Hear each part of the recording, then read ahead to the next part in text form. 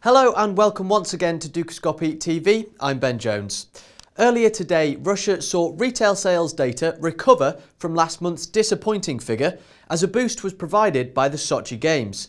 But will these gains be wiped out by the current geopolitical tension? Joining me on the line to discuss this is Vladimir Kolychev from VTB Capital. So Vladimir, if we can talk initially about the retail sales data, jumped up to 4.1% from 2.4%. Firstly, is this what you were expecting? And secondly, what impact do you think the Winter Olympics and Paralympics had on this figure? Yeah, indeed, we did expect some pullback after the depressing number of January.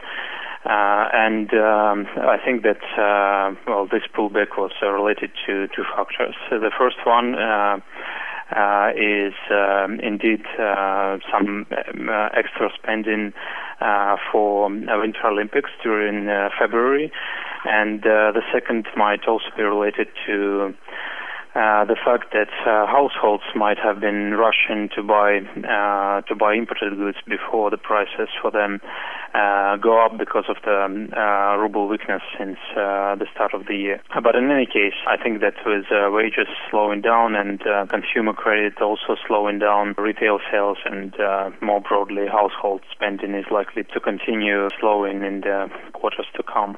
Now, there was a lot of money spent on Sochi, and there was an effort to try and improve people's perception of Russia across the globe.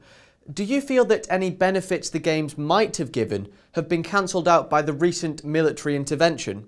Yeah, obviously sentiment has deteriorated visibly since Olympics ended, and I think now, not many would actually remember the success of Russia in Olympics, and this Ukraine and Russia tensions are on everybody's mind at the moment. And obviously we can see it from the anecdotal evidence and in the data as well, with investment flowing, that the impact from, at least some sentiment on business sentiment has already materialized and is materializing at the moment, with investments being hit. More and more private sector companies are delaying their investment projects before this uncertainty, geopolitical uncertainty eases.